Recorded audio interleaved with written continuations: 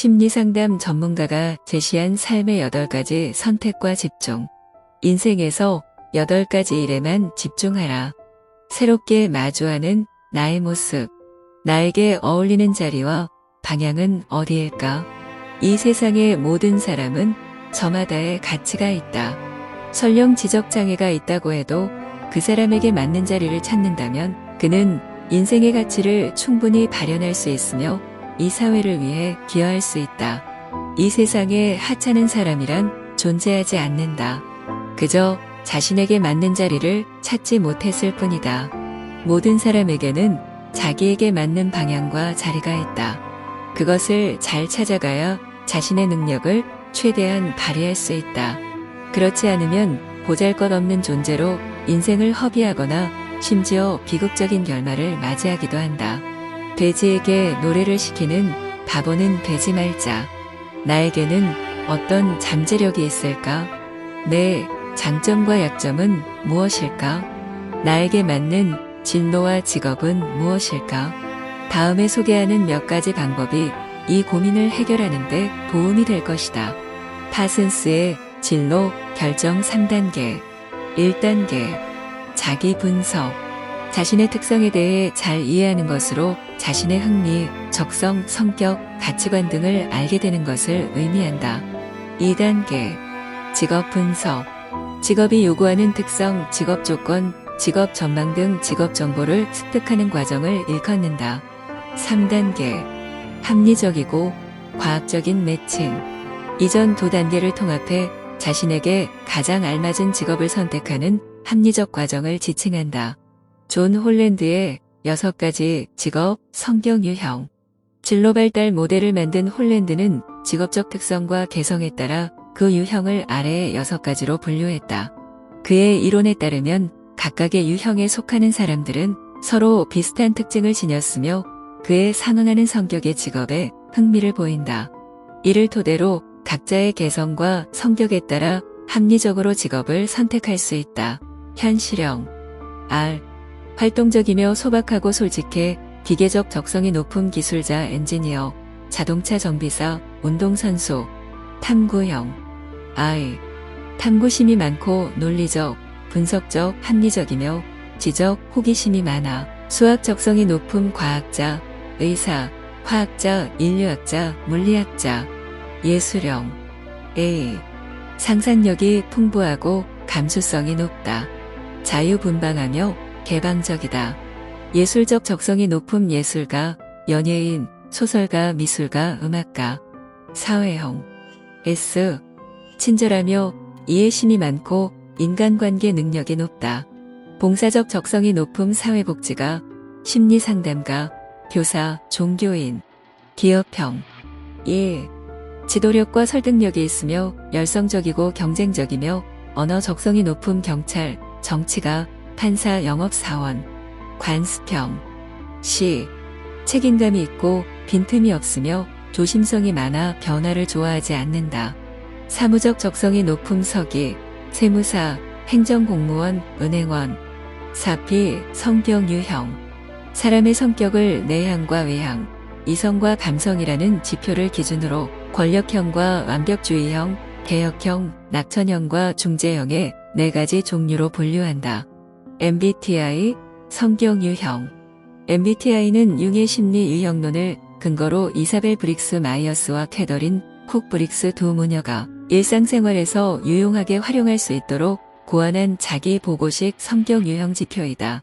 다음과 같은 기본적인 4가지 선호 지표를 토대로 16가지 선호 유형에 대한 정보를 제공한다.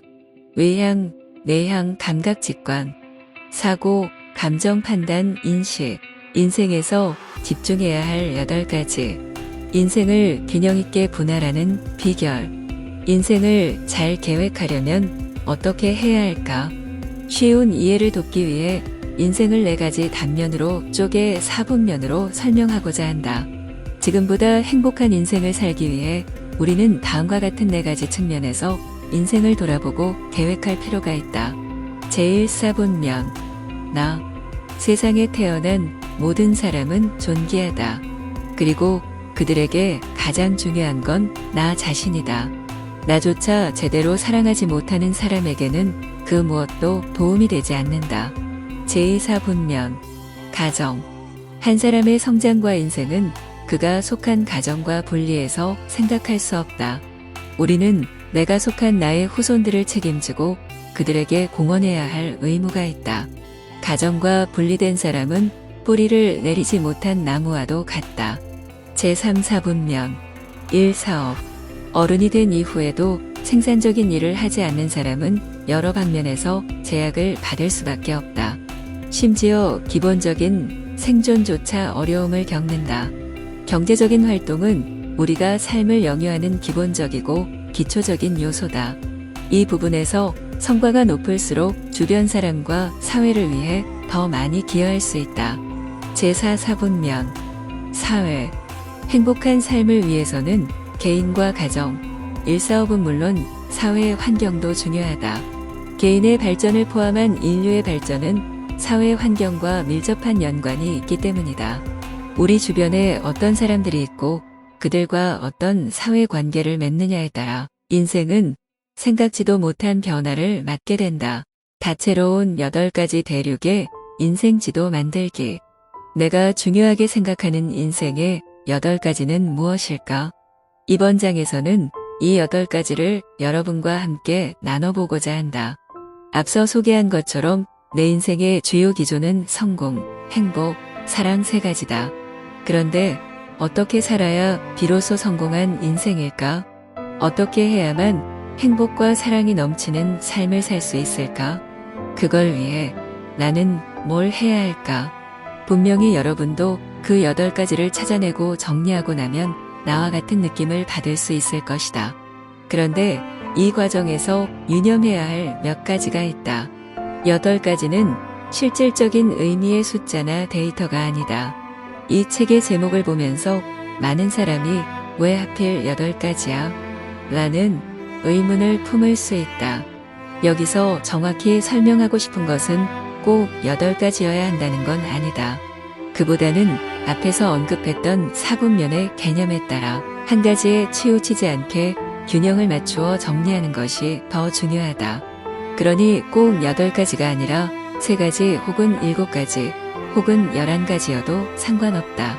다시 말하지만 중요한 건 4분면 안에서 균형을 잡는 것이다. 나의 8가지와 당신의 8가지는 다를 수 있다. 모든 사람은 자신만의 인생을 산다. 그러므로 지금 나의 실제 상황에 맞춰 생각해보자. 나만의 8가지를 찾아내야만 의미가 있다. 다른 사람의 것을 맹목적으로 베끼거나 따라하는 건 아무런 도움이 되지 않는다. 8가지를 작성하면서 얼굴에 미소가 떠나지 않는다면 그것이 바로 나의 인생을 즐기기 위한 목록이 된다. 4분면은 균형을 맞추는 기준이다. 이 책에서 8가지를 통해 살펴보는 인생의 계획은 개인과 가정, 일사업과 사회 같은 4가지 각도, 즉 4분면을 기준으로 한다. 서양의 유명 코칭 수업이나 커리큘럼에서는 이 방법이 매우 효과적으로 사용되고 있다. 사실 4분면의 개념은 고대 중국 사회에서도 사용된 바 있다. 수신, 제가, 치국, 형천하가 바로 그것이다. 인생의 8가지 계획 속에 이 4개의 개념이 들어간다면 끝내 당신이 이루고자 하는 인생의 목표의 99%는 도달할 수 있을 것이다. 또한 이는 당신이 일과 개인, 가정 사이에서 균형을 잘 맞추는데 효과적인 도움을 줄 것이다. 8가지 일과 경제력은 무관하다. 예전에 한 친구와 나눴던 대화가 기억에 많이 남는다. 그는 한때 소위 잘 나가던 사람이었다. 그런데 남부러울 것 없이 살았던 그가 한 번의 잘못된 선택으로 무려 10년에 달하는 징역형을 살아야만 했다. 함께 밥을 먹으면서 힘겨웠던 그의 지난날을 듣고 나는 사람의 인생에는 3가지 중요한 경지가 있다는 걸 깨달았다. 생존. 말 그대로 목숨을 유지하고 호흡하는 삶의 상태를 말한다. 사전적으로 살아있음, 살아남음을 의미하는 이 상태는 인간의 가장 기본적인 삶의 경지로 이 단계가 없으면 다음 단계로 올라설 수 없다. 생활. 일정한 환경에서 활동하며 살아가는 것을 가리키는 것으로 생존이라는 기본적인 요소 위에서 조금 더 많은 것을 추구하는 삶, 더 나은 삶을 추구하는 상태를 말한다. 단, 모든 사람은 환경에 적응하면 본능적으로 더 좋은 삶, 더 나은 삶을 살고자 한다. 결국 탐욕에 눈이 멀어 너무 많은 것을 손에 넣으려는 순간 진정한 자신을 잃어버리고 욕심의 노예로 전락하고 만다.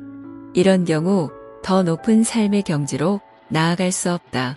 생명, 가장 높은 삶의 경지다. 내가 진정으로 원하는 것, 내게 주어진 사명과 내가 이 세상에 존재하는 진정한 가치를 분명히 아는 것으로 자신이 가장 좋아하고 잘하며 의미 있는 일을 해나가는 상태다. 인간이 살아서 숨쉬고 활동할 수 있게 하는 힘이기도 하다. 이러한 경지에 오른 사람들은 자아실현을 위한 삶을 살면서도 과도한 욕심을 부리지 않는다. 매 순간 즐겁고 차분하며 정신적으로 여유롭고 안정적인 삶을 살아간다. 결국 정리해보자면 생존은 돈과 관련이 있지만 진정한 의미의 나로 살아가는 삶은 돈과 필연적인 연관이 있는 것은 아니다. 물론 돈이 많으면 자신만의 삶을 살 수 있지만 돈이 없다고 해서 불가능한 건 아니다. 물질적으로는 풍요롭지 않을지라도 끊임없이 자신을 수련하고 수양하며 성장을 거듭하면 세 번째 삶의 경지인 생명에 누구라도 들어갈 수 있다. 공색한 변명에서 벗어나라. 당신의 성공을 방해하는 4개의 좀비. 꿈을 두려워하는 마음. 계획은 세웠지만 본인이 그걸 진짜로 이뤄낼 수 있으리라고 믿지 않는 사람들이 있다. 그들은 꿈을 꾸는 순간 자신도 모르게 이런 부정적인 생각에 사로잡혀 감히 도전하지 못한다. 인생의 8가지 계획을 세워보라고 하면 의외로 정말 많은 사람이 본인이 진짜 하고 싶은 게 무엇인지 잘 모르겠다고 말한다.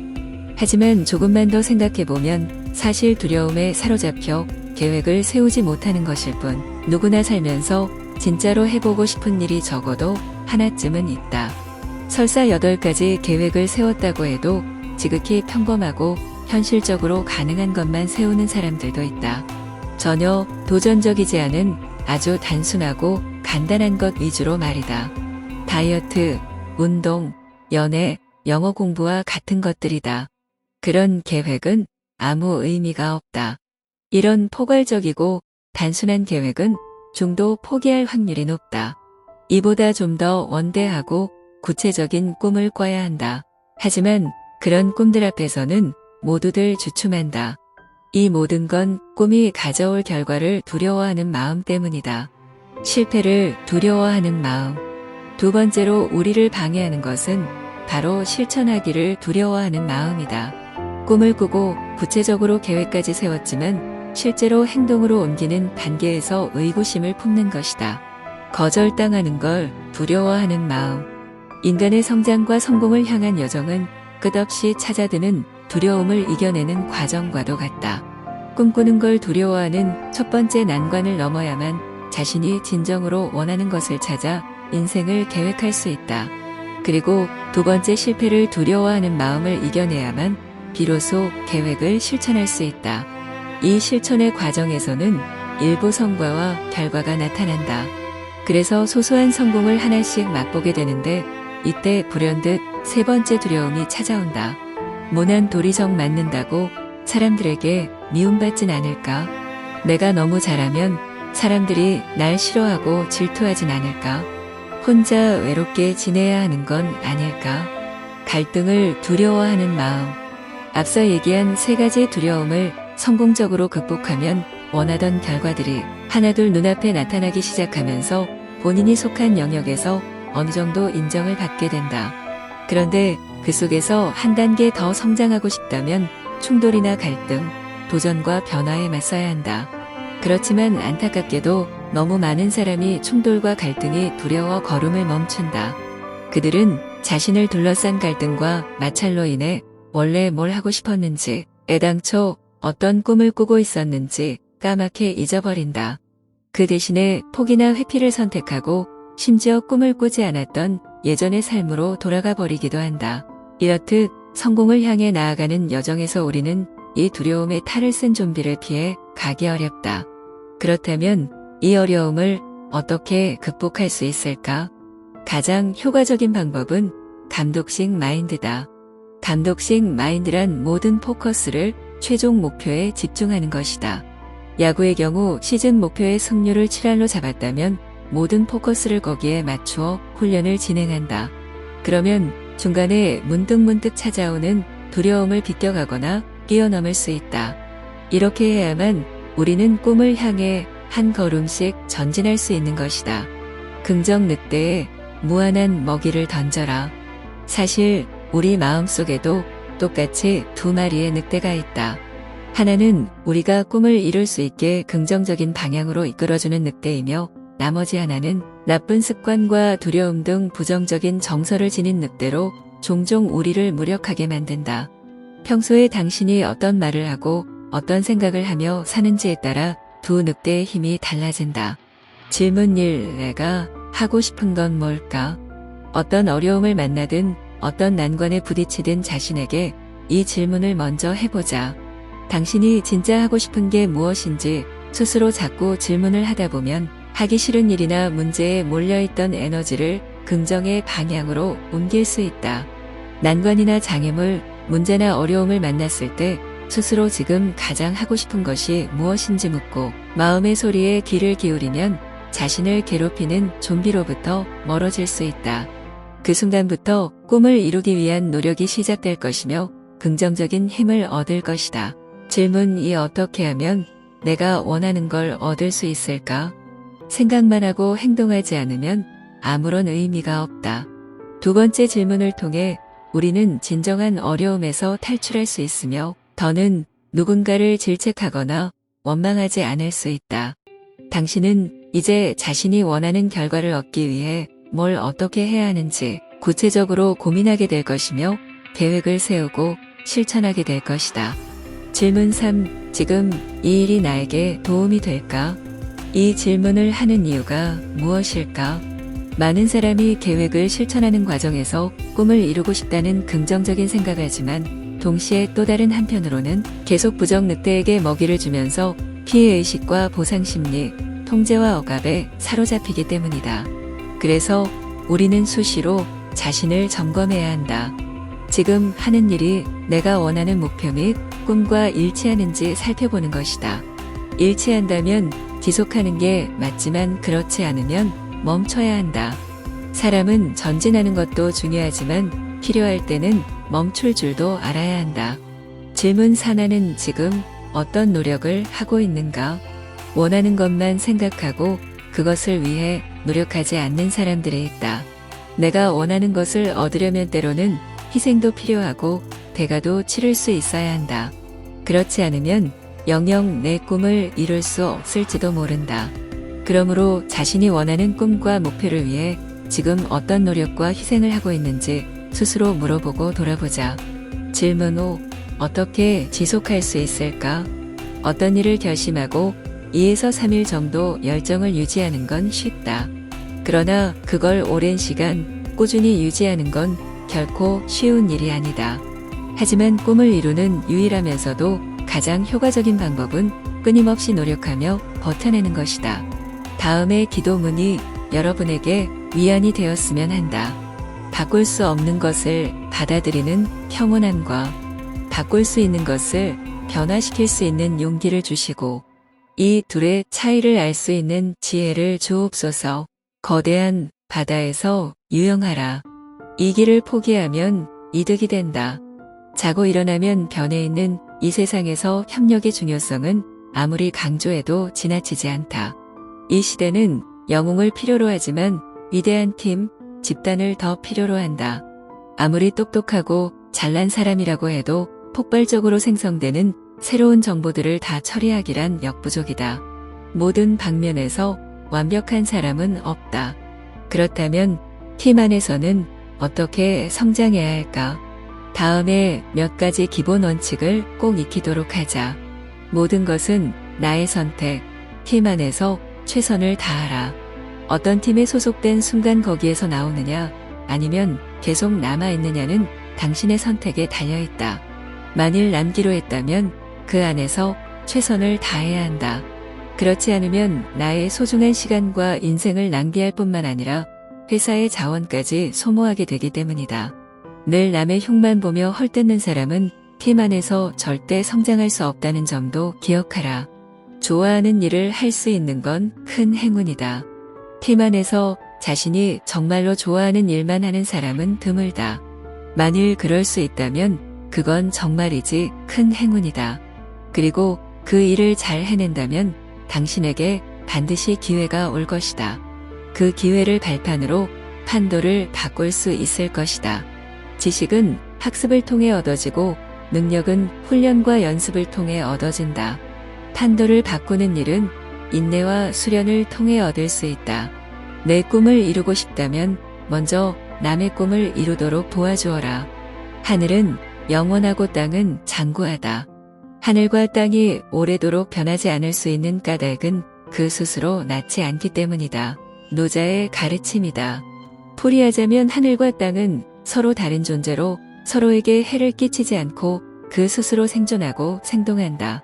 자생하기 때문에 다른 존재와 갈등이나 마찰을 일으킬 일이 없고 그 자체의 기운도 쓸데없이 소모하지 않을 수 있다.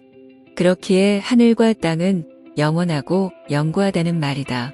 그래서 옛 성인들은 자신의 이익을 먼저 생각하지 않으면 오히려 더 큰 이익을 얻을 수 있다고 했다. 위험에 빠졌을 때 자신의 생명을 던지면 나를 아끼는 사람들이 적으로부터 지켜주고 보호해주어 목숨을 건질 수 있다고 했다. 이 길을 포기하면 오히려 내게 이득이 된다는 말이다. 이 원리는 직장에서도 똑같이 적용해 볼 수 있다. 문제가 생겼을 때 누군가를 탓하고 책임을 추궁하기보다 다른 사람을 위해 내가 할 수 있는 일을 찾아 도와주자. 내 일을 나누지 말고 함께 협력해보자. 언뜻 보면 남을 위해 희생하는 것 같지만 사실은 이 모든 게 결과적으로 나에게 돌아온다는 걸 기억하자.